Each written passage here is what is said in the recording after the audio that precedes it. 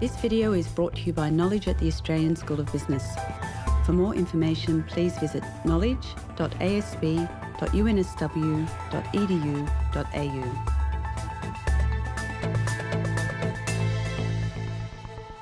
I'm here with Paul Patterson, the Head of Marketing at the Australian School of Business, looking at an issue that's very much in the news at the moment, customer rage. That's where customers get so livid with a company they refuse to have any more dealings with that business.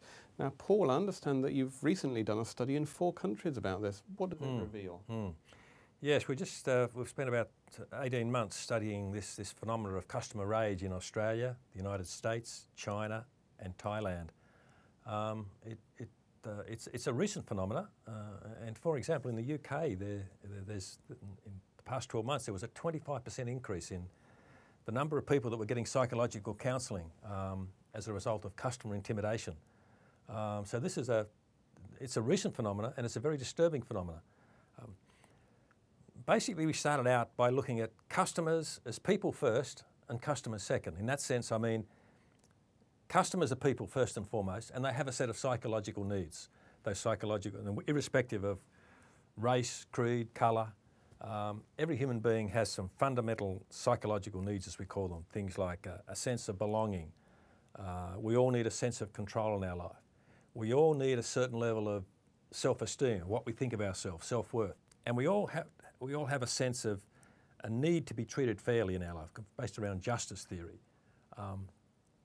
So starting off with that premise, we ended up looking at several thousand customers who had experienced or had gone into customer rage to find out what were the triggers, what were the emotions that they felt, what were the triggers, what was the story. So in most cases, we got them basically to tell the story, right? And it's interesting that what we have found is that these basic psychological needs are often threatened or violated.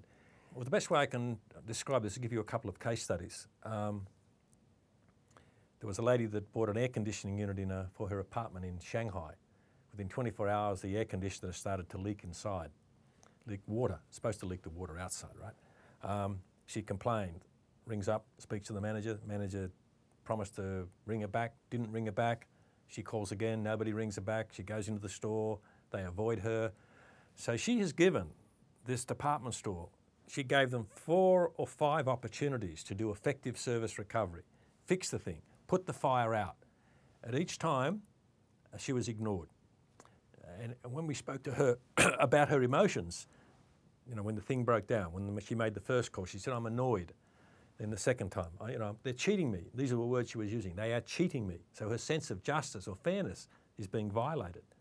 And so we then try to measure their emotions. And, at each point, her emotions were getting more intense. Her negative emotions were getting more intense, going from frustration to annoyance to mild anger, and to finally, she just exploded. She just hated this company.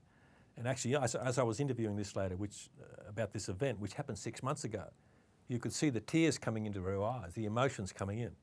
So her psychological need for justice and fairness were being basically violated.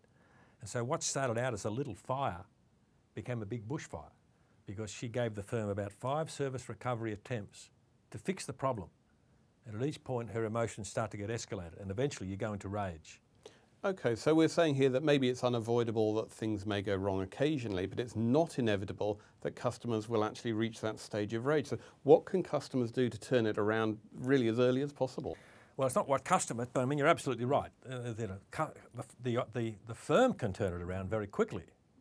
Let me give you one more example that illustrates this. A 4-year regular customer of Starbucks in the United States, go to Starbucks 4 times a week for 4 years. She goes into a regular Starbucks, orders a mocha coffee, which is chocolate and coffee combined, and it's supposed to be stirred. It wasn't stirred. She politely asked the frontline Starbucks employee to stir it. And in her words, the Starbucks employee gave her this attitude. In other words, "I'll do it, I'll stir it, but I don't want to stir it. I don't like this. How dare you? Why can't you stir it?" So the Starbucks employee stirred it, but then brought it back with this attitude again, slammed it down and spilt the coffee. And so then had to take the coffee away, make another cup of coffee, bring that back with attitude.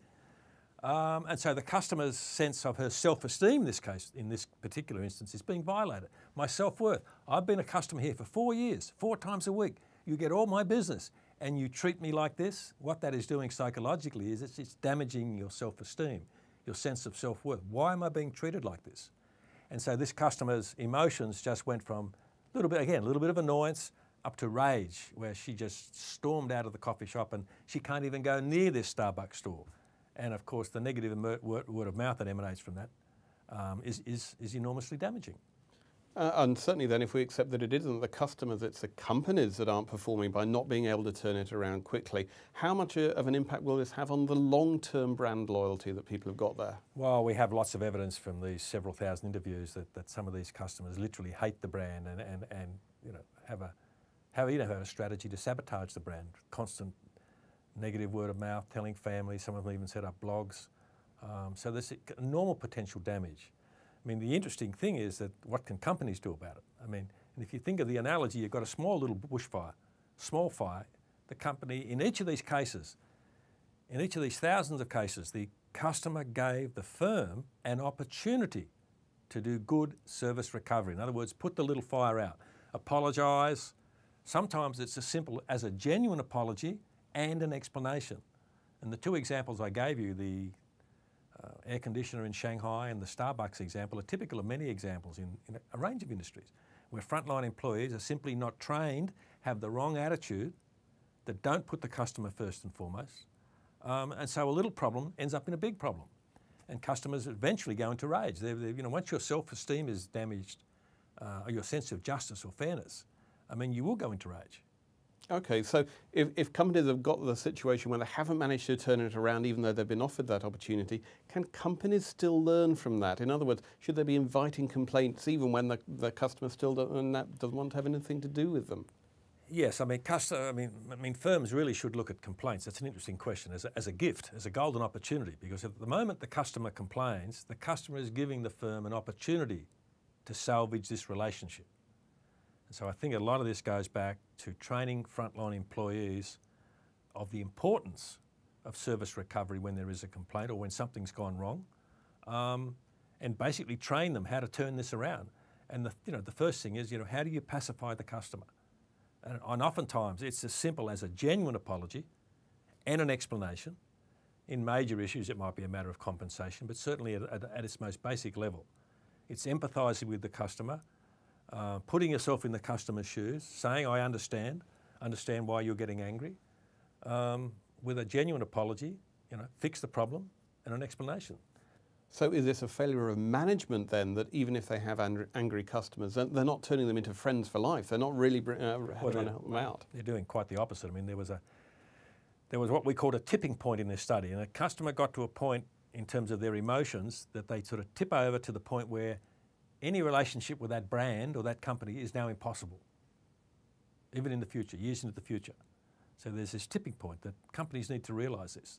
So is it maybe a question of the frontline staff have got too much to do and the supervisors on the shop floor just don't have any systems to actually implement to improve that? I think that's probably part of it, particularly in some of the call centres where call centre operators now are, we have so many rigid targets imposed on them. They're under stress. One other interesting aspect of the study was it might have been speculated that customers' personality might propel them to go into rage. Well, we actually had a battery of measuring people's personality, whether in fact they were hot-headed, had a propensity to go into rage very quickly. Well, we found the correlation between a person's, if you like, hot-headed personality and the propensity to go into rage, the correlation was in fact very, very low. So it's not that people that go into rage just have hot-headed personalities. That's not the case. Paul, that's been fascinating. You're welcome. Paul Patterson from the Australian School of Business, thank you very much. For more business news and analysis from Knowledge at the Australian School of Business, please visit knowledge.asb.unsw.edu.au.